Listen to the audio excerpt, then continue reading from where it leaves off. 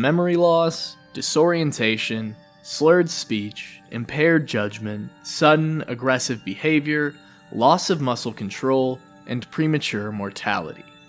These are all symptoms of a neurodegenerative disease known as CTE. CTE is sustained through many more minor traumatic brain injuries over the course of years in someone's life, and is very commonly found in American football players, veterans, and boxers. Its effects are still being studied, and there is no known cure. With my two most pronounced interests being anime and combat sports, it only seemed like a matter of time before I'd see a combat sports anime rise to the top of my favorites list. Enter Ashita no Joe, a boxing anime from 1970 and its second season from 1980, which is described by many as anime's first true masterpiece. I'm not nearly educated enough to weigh in on that personally, but I will say that this story is very uniquely compelling. It's not perfect, with tons of animation errors in the first season, and some arcs I really didn't care for as much in season 2, but as the narrative began building towards a finale with stakes and ideological clashes so intense it could be nothing less than pure insanity, all those petty nitpicks began to fade away in my mind. So today, I want to share with you all the deeply personal, gut-wrenching, and tragically realistic tale of Joe Yabuki, of his development from a crooked, hateful child into a truly great man, all while his mind and body deteriorated around him.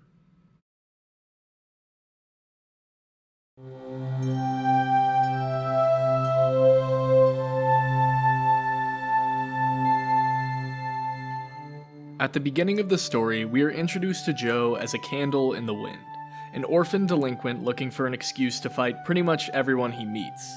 He brawls like a wild dog and makes a point not to listen to anybody. One fateful day, while wandering through the slums, however, he stumbled by an old alcoholic beggar, and promptly beat the fuck out of him. He needs some milk! A violent encounter like dozens of others in the young Joe Yabuki's life, but one that would alter his future immensely. Because this old fart named Danpei is convinced that Joe has the potential to be the best boxer in Japan. Or even the world! What ensues is several episodes of Danpei desperately begging Joe to give boxing a shot, and being rejected at every turn by the little shyster. Joe almost gets murdered by the Yakuza twice though, and is protected like a golden goose by the same old head he's been trying to get rid of for days on end. A bit of bribing later, Joe passionlessly accepts some training from the fart, but doesn't take it seriously and strolls around town committing crimes with the local youth who tried to jump him when he first came in. This is where we establish arguably a flaw of the series, but inarguably a core trait of Joe's. He's damn likable. Maybe it's his aloofness, his good looks, his conniving nature, I don't know. But everybody loves Joe. The kids follow him around like quails in a line wherever he goes. Danpei is immediately willing to devote his life towards training him, and just a little bit later we'll talk about the greatest offender.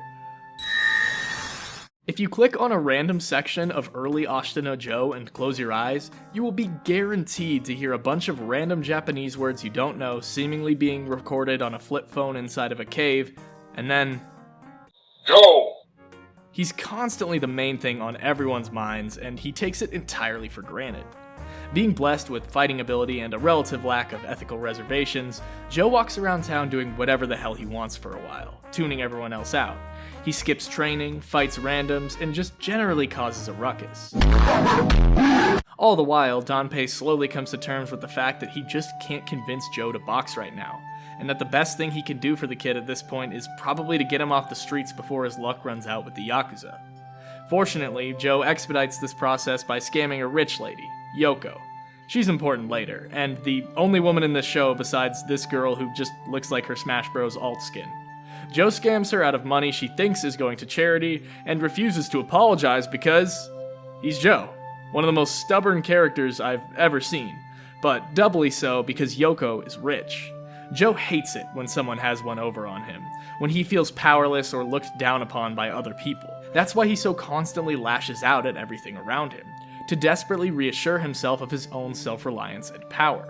It stands to reason that Joe thinks very rich people are scummy wealth hoarders looking for a trophy for giving some poor kids 0.1% of their money, which It's like kinda true. And he spits on Yoko despite it clearly getting him a harsher sentence, because he just cares about reaffirming this sense of freedom and dominance more than he cares about what's practically good for himself in the long run. And so, Joe Yabuki, the wanderer with no dreams and no future, heads off to jail.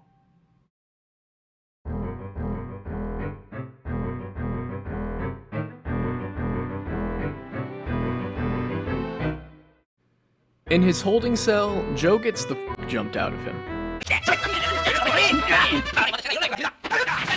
But he gets up and impractically proves his macho-ness like always, beating the living shit out of like 20 guys while severely injured. The biggest and baddest of which ends up becoming his best friend, and is kinda like... let's just say Joe's an F student and he's an A student. The F students are inventors. They're so fucking creative that they couldn't sit in class. He follows Joe around mindlessly and listens to everything he says with little input of his own. He's a big softy and a good dude at the end of the day, but holy shit does he suck up to Joe. Anyways, Yabuki proves his self-destructive unruliness by instantly trying to escape like 3 times and getting into a bunch of brawls regardless of how many times he gets his ass beat. All of this clearly pointless as he's on an island, there's no running away, and this only serves to have his sentence further extended because, Joe's an idiot. He's here for a good time, not a long one, I guess. Well, an intense time at least. His lifestyle is by no means chill, he's just thrashing around like a violent idiot who can't fit into normal society. Fortunately for Joe though, there may be a good outlet for all this aggression. It's at this point in the story where Joe finally finds his passion for boxing, motivated by the one thing that gets him going, a burning desire to get his lick back. Yes, while trying to escape, Joe gets absolutely slimed out cold in a 1v1, and unlike getting jumped, he has no excuse for it. His assailant is amateur boxer and model inmate Rikishi Toru, who talks down to Joe, calling him disappointing and a rookie. As he does this, everyone fawns over him. He sits high and mighty, soaking up the praise humbly, and worst of all, Joe is physically incapable of taking him down a peg. It is in this one moment of losing a fight and being talked down to, which flips Joe from zero interest in boxing to this is all I want to do with my life now. Until I prove that I can beat this guy and he can't fuck with me, my life is boxing. After getting beat up by Rikishi some more, a silver lining occurs, as Yoko, who to the disgust of Joe frequently flies down to juvie to do weird one-woman show musicals for the inmates' entertainment. What? It's weird, but they all treat her like a goddess, which pisses Joe off to no end. Yoko and her father bring boxing to juvie though, giving Joe a legal and ethical way to get back at Rikishi. They are set to fight, and it's an epic build-up, an escalation in tension so nicely complemented by the show really starting to turn up its visual presentation around this time. And so the David vs. Goliath match is set. Joe versus a professionally trained and talented boxing wizard with like 20 pounds of muscle over him. Rikishi promises to destroy Joe in 1 round, and the crowd eats that shit up. But as the first round begins, we are introduced to one of the most common motifs in the series. Joe getting the shit beat out of him, but never staying down. He starts taking serious damage right away, getting dropped several times. And it's pretty scary. When the characters in this show fight, they look like zombies. It's brutal. As they're punched, their faces contort around their opponent's fists, their eyes begin to go, and every punch draws blood, really looking to be taking something out of the fighter. When they're concussed, the audio and visuals even become jarring and psychedelic. Joe gets knocked down so many times in this fight, it feels cruel to watch. But just as his back is most firmly against the wall,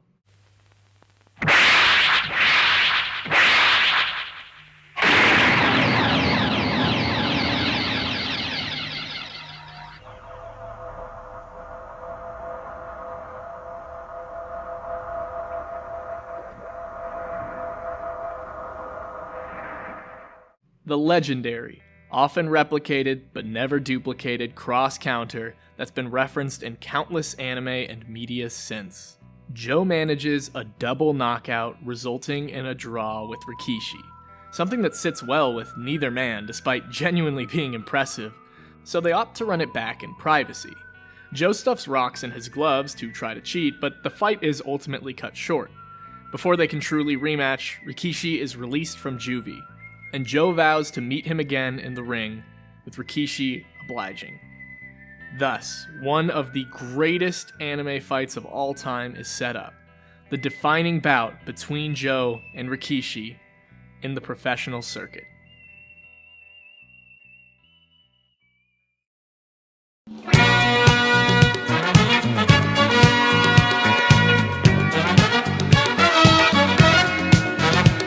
With his newfound resolve, Joe quickly cleans up his act and is eventually released from juvie, all to pummel the one man he hates more than any other. He gets his pro boxing license and stacks up a couple of extremely impressive wins, but it's only after a match where Joe breaks his opponent's jaw, causing him to never box again, that Rikishi calls him out for a rematch. I want you next. There's a slight problem with this fight though. Rikishi is still like 15 pounds of muscle bigger than Joe, and boxing has this fucked up thing called weight cutting. He elects to cut an inhuman amount of weight so that he can fight Joe and beat him in his own natural weight class, which actually highlights an extremely important difference between Rikishi and Joe. Joe fights out of spite and a desire to win, more accurately a desire not to lose, while Rikishi fights for honor. He's the ultimate competitor and wants to beat people fair and square at their own game.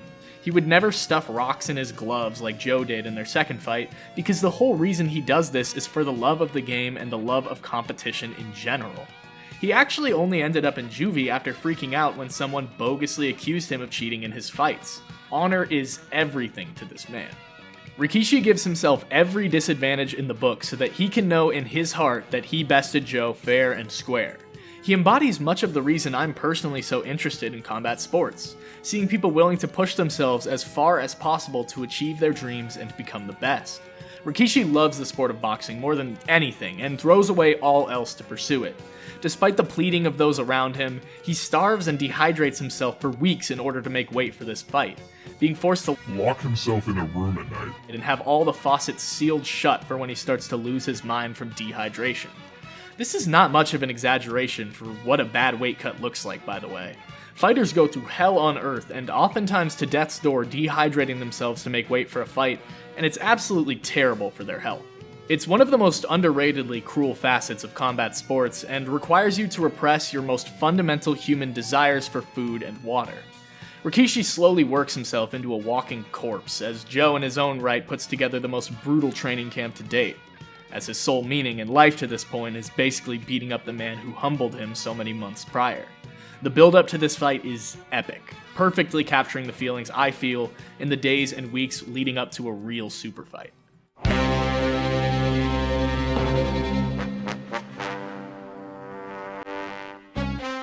By the time the two step into the ring together, the tension is unreal.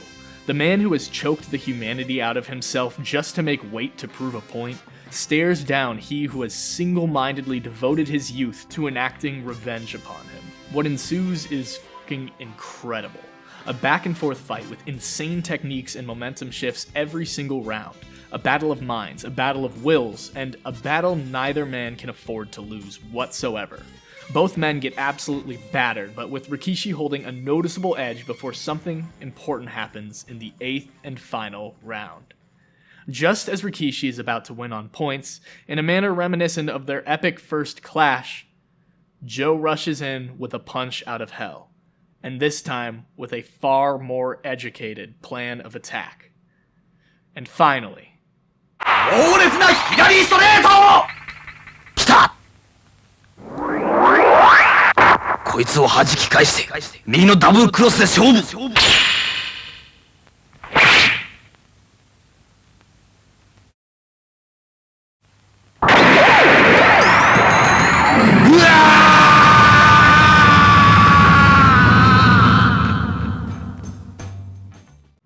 ！Toru Rikishi wins by brutal KO in the 8th round. It really is a frightening scene, as Rikishi looks down at Joe once more after one of the greatest wars in Japanese boxing history. But when Joe gets up, he's relieved. You see, boxing is an extremely intimate experience. You get half naked and risk being knocked out and humiliated in front of thousands and thousands of people. You repress the very core facets of your humanity to make weight for a fight you just might lose and suffer irreversible brain damage in. Fighters have a ton of adrenaline and so many thoughts running through their head when they're building up to a fight. Overall, they're even incentivized to hate each other, but at the same time, there's a sense of kinship and mutual understanding. Brotherhood, even. From knowing that the man across the ring from you shares the same brutal struggle. In one of the most pivotal points in his development, Joe gets up to congratulate Rikishi. "It's done," he exclaims. "We settled it. Let me shake your hand."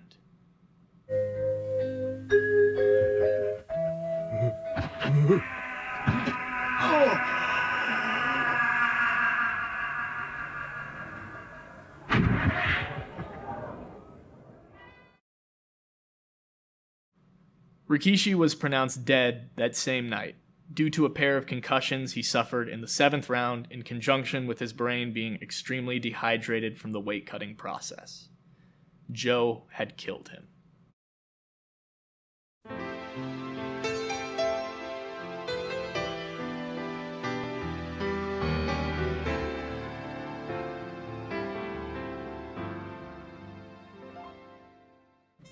They say life imitates art, and on Tuesday, December 26, 2023, I was completely legally streaming a clash between two undefeated Japanese bantamweight boxers, just as Joe versus Rikishi was. Seiya Tsutsumi versus Kazuki Onoguchi in Tokyo. To say the least, the fight was electrifying, thrilling, and even competitive enough to go to a decision. But Onoguchi, who was dropped numerous times throughout the fight, began to act strangely in the corner and was taken to the hospital, being lauded for his grit and warrior spirit. He fell into a coma he would never recover from that night, and I saw it happen, live. He was 23, and I saw some of his final moments of consciousness before falling into an eternal rest. I've been a huge combat sports fan for a really long time now, but I've hardly ever been able to watch boxing since that moment. I understand and respect someone's right to pursue a career in it, but I can't help but feel that you can find success and happiness in your life without risking potential death in front of thousands of people. I think about Onoguchi sometimes. He was such a great competitor. He picked himself up so many times and never gave up till the very end.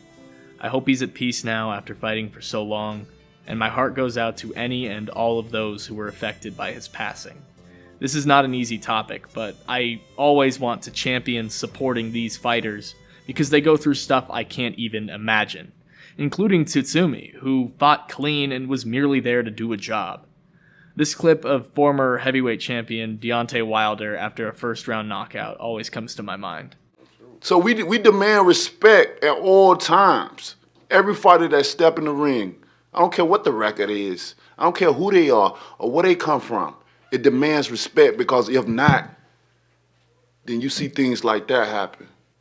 How much that man gonna suffer? He may be all right now, a little bit, but what about the next day? 2 weeks from now? What about a month from now? Maybe years from now? We don't know, is Robert gonna be the same after this? I just did a job. I don't mean to take people away from their lifestyle of living. I'm just trying to support my family as well. This is what we signed up to do. Who take up on that responsibility when they can't work no more? Robert could be the breadwinner of his family. But what if he can't do it no more? Then what? Who pays the bill? Who pays the mortgage? He got kids. Who will look out for his kids? Because we all know when you lose and when it ain't going right, those same people that when you win, they kiss you and say they love you. They ain't there for you no more. Where they at? I want to tie this back to Joe and bring attention to the most depraved thing about boxing. In episode 34, a teenage kid comes to the humble Tange boxing gym begging to become a member. Danpei tells him they already have enough fighters with just Joe and Nishi, but the kid doesn't take no for an answer, and when finally given the ultimatum to pay Danpei an exorbitant amount of money, the kid actually does it. Danpei then firmly rejects him, stating that somebody with the money to pay an upfront cost like that could never have the desperation and hunger to become a great boxer. This is no longer totally true. There have been some great champions who have come from wealth. Ilia Topuria in the UFC comes to mind, And here's the number one contender in Ilia's division doing pull-ups on his dad's yacht. But it's undeniable that poor kids, especially around when this show was airing, saw boxing as a potential way out of poverty. You may take a life in the ring or be permanently brain damaged, all because you wanted to fight for your own future. And those scars don't heal easily. I'm gonna tie this back into Season 2 of Ashita no Joe, but I want to give this topic the seriousness it deserves. My heart goes out to Pritchard Colon, Kazuki Anaguchi, and all the other boxers who have suffered merely to try to support themselves and their family. This is an insane lifestyle to pursue, and something somebody should only ever choose because they genuinely love it, not because they feel pressured. This is a stance that I firmly believe in, but I have respect for any and all fighters. One of the things I appreciate about this show is how seriously it takes the sport. Sure, it's not totally realistic in what happens in the universe, and sometimes it dips into slightly more forced edginess. Nothing beats a Jet 2 holiday. But largely, these outcomes and characters represent real troubled people who come to boxing to turn their life around, like Joe and so many of his rivals. Boxing isn't pure evil. It instills great life lessons, it helps Joe build his character, humbles him, and gives him a much greater appreciation for life itself. But the risks of taking this specific path cannot be overstated. Still, Joe lives on his own terms.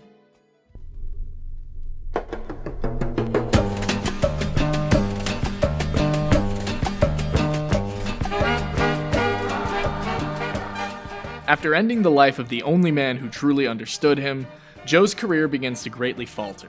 Sour relations with powerful figures in the boxing world lead him to being booked against extremely tough opposition, all while his subconscious won't let him throw a single hard punch to the head. He was just throwing body shots, and whenever he did hack his brain and threw a hard headshot, he would start to uncontrollably vomit, disqualifying him. Still, Joe denied being affected by Rikishi's death and faltered in his desire to box as his body literally repulsed him from continuing. Danpei is willing to let Joe go and even retire himself as Nishi recently quit boxing due to injury. But rich girl Yoko somewhat cruelly convinces Joe to continue by guilting him with all of the pain he's caused others. He has to avenge them and make up for it all now. He has to keep going and risk it like they did. Pretty manipulative and despicable stuff if you ask me, but she has become a pretty major player in the boxing world around this time in the show, and the only one on Joe's side at that. Ultimately, it isn't Yoko who revives Joe's love for boxing, but a man by the name of Carlos Rivera. Far out of Joe's league in the international rankings, Joe drops him in sparring, sparking a mutual interest between the two. Rivera is a very easygoing man on the outside, but has a killer instinct in the ring, a quality he sees in Joe immediately. The two first fight unofficially. Basically, somehow Carlos ends up in the Santa outfit and they play fight in the snow with Carlos not throwing a punch, instead electing to straight Charlie Chaplin this fool. He may be ruthless inside the ring, but goddamn does this guy have whimsy.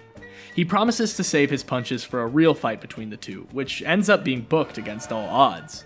It's a bloody contest with many back and forths, but a sense of playfulness transcends that gruesome reality. These two understand each other so well. They're good friends, and yet here they are punching each other in the face in front of millions to what is ultimately ruled a draw. They shake hands, glad to have competed against and gotten to know each other, and go their separate ways. And just like that, the evil witch Yoko gets what she wants, and Joe has fallen in love with boxing again.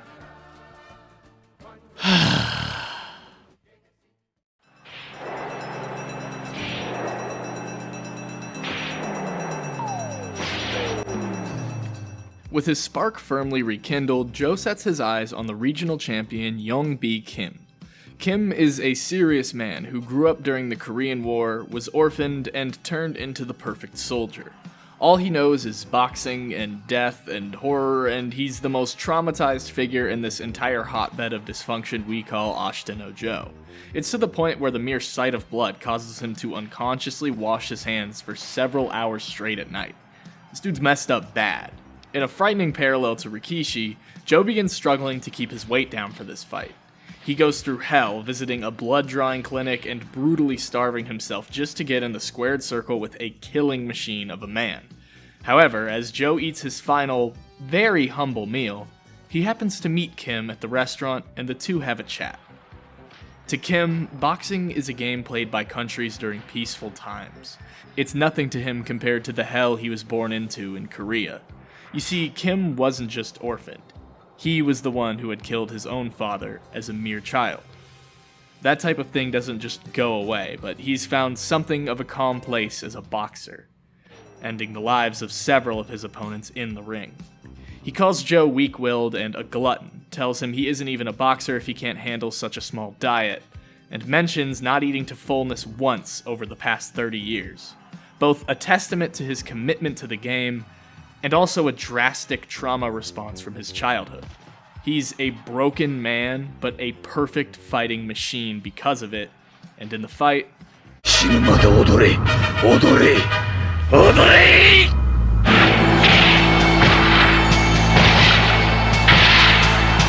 he shows no mercy.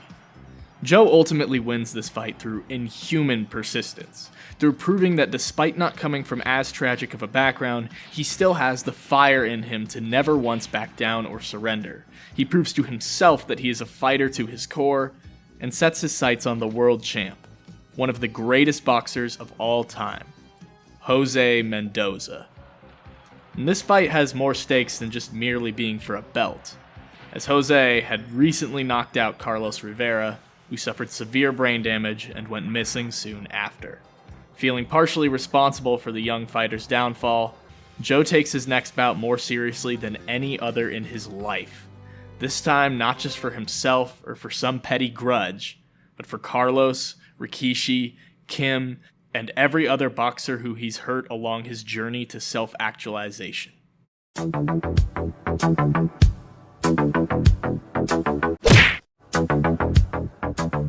Jose is the final boss of Ashita no Joe, a remarkably meticulous person in all walks of life.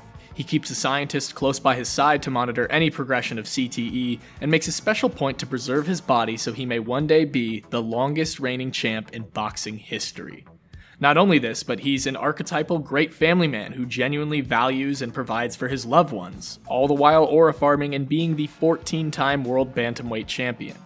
He's basically a cheat code of a man, especially when considering his utter lack of weaknesses inside the ring.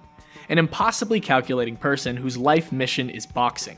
He was born to box, and he's intelligently done everything imaginable to hone his talent. I think of him like a great prediction of Floyd Mayweather.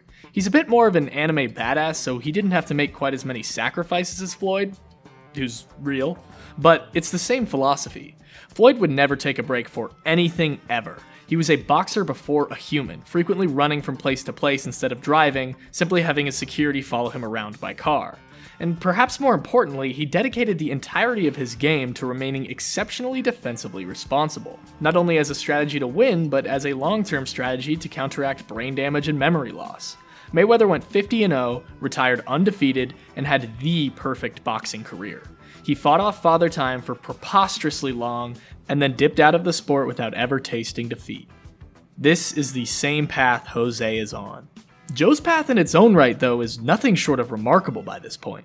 From a hopelessly violent and uncompromising tyrant to a caring and hardworking man with a vast web of people he deeply cares to do right by. Joe's character arc is famous for good reason, and I can't imagine anybody not respecting the hell out of just how far he's. You are just a rude little animal. Whoa! Not cool.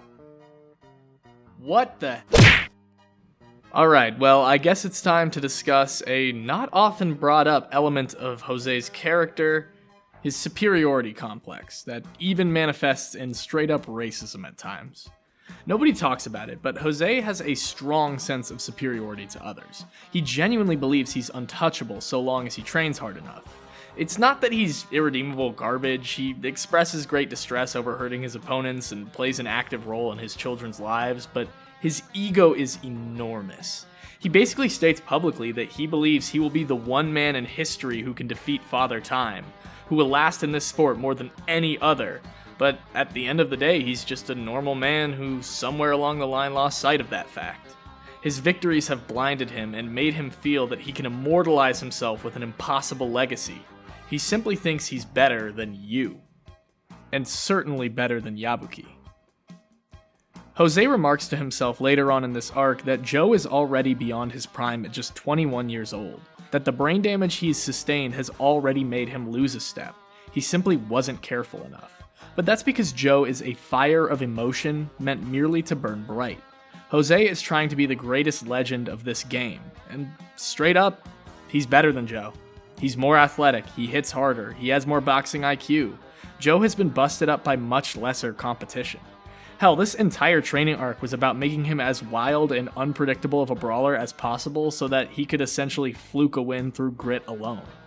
And frankly, going into this fight, it truly feels like Joe doesn't have any real chance at all. At least it did to me. And when the fight finally happened,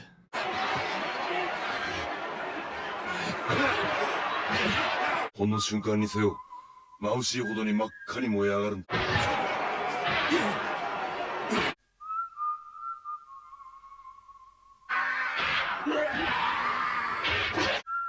後には真っ白な灰だけが残る。燃えかすなんか残りゃしない。真っ白な灰だけだ。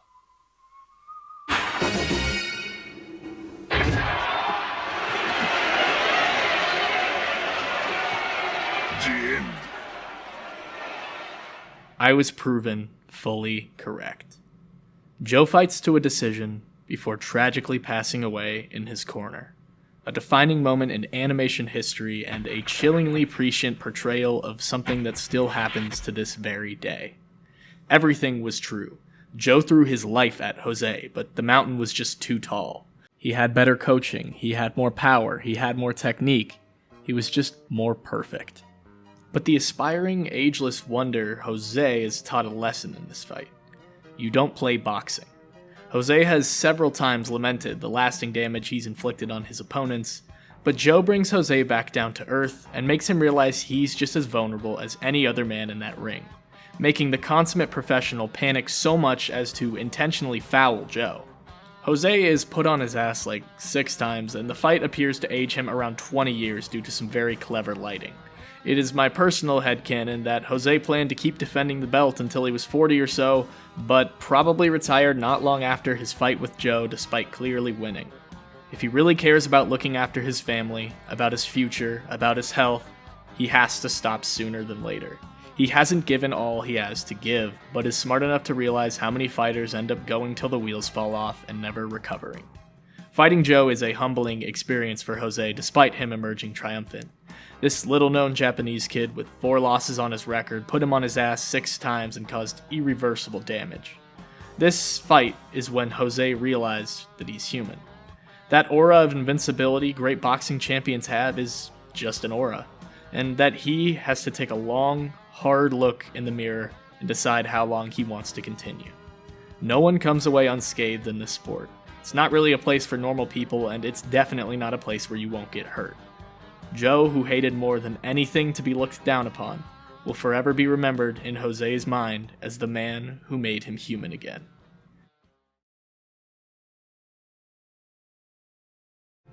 This ultimately humbling final act for Jose ties into the very philosophy of martial arts and combat.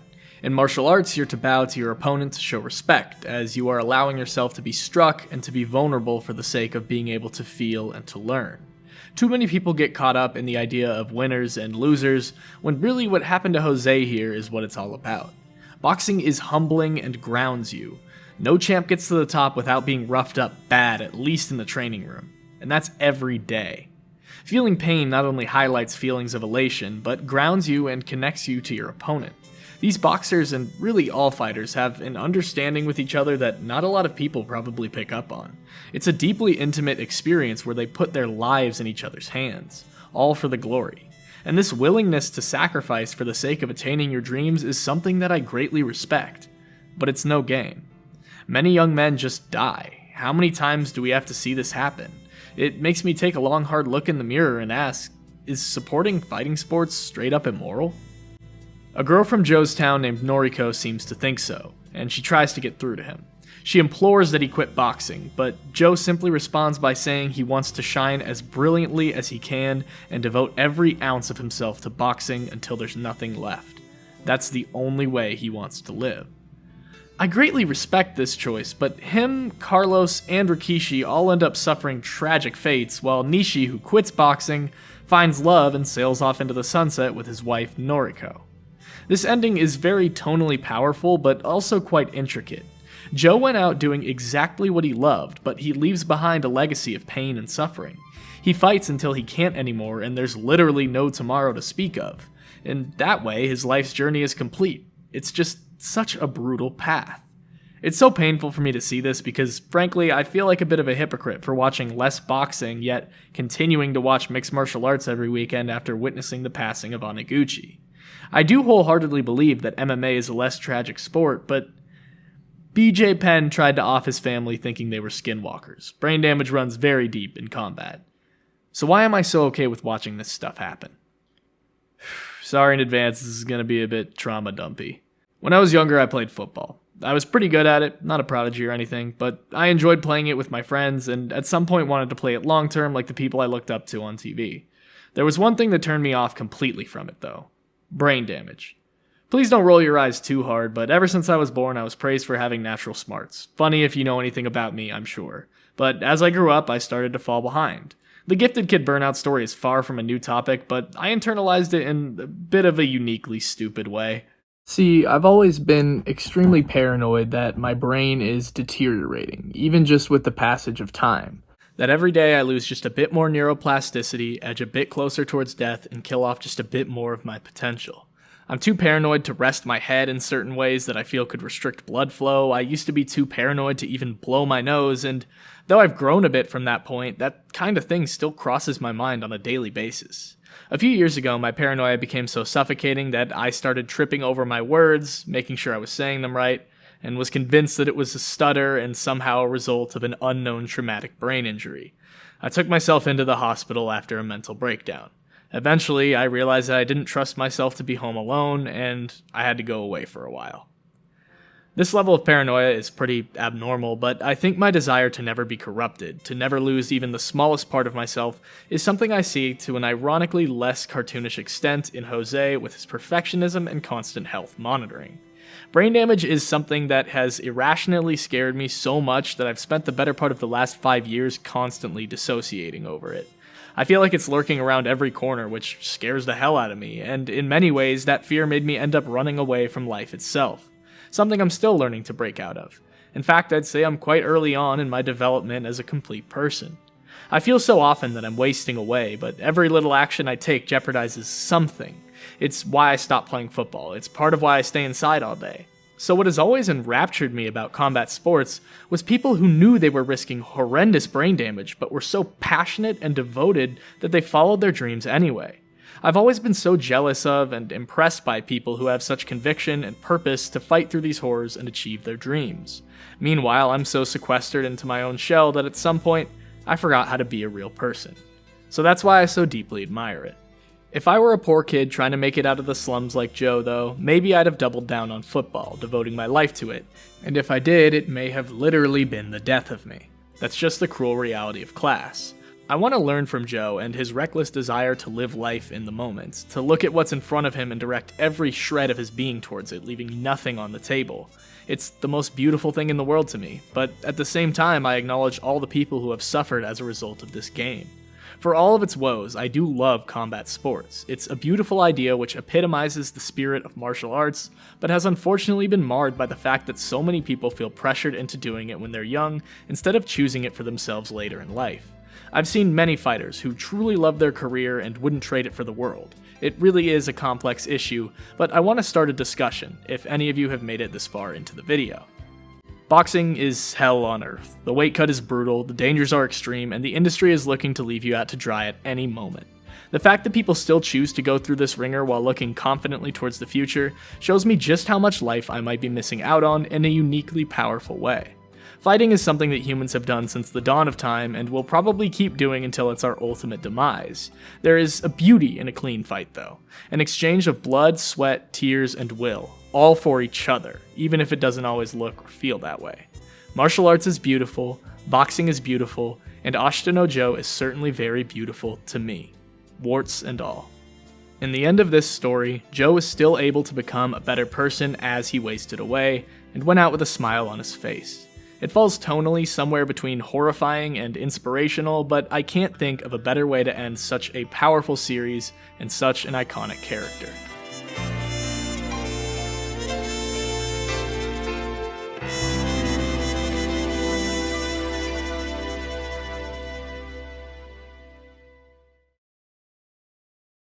I got extremely personal in this one, so I appreciate you guys hearing me out. It means more than you could ever know. This channel has been so instrumental for me in coming out of my shell and learning how to be a more complete person.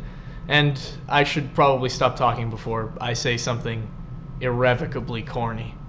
And hey, Ev, Trey, Aesop, Sumgoon, Artemis Locke, Hermit's Nook, Karta, and Funky Boy Haas, I appreciate your guys' patronage so much, and I'll see you guys all in the next one.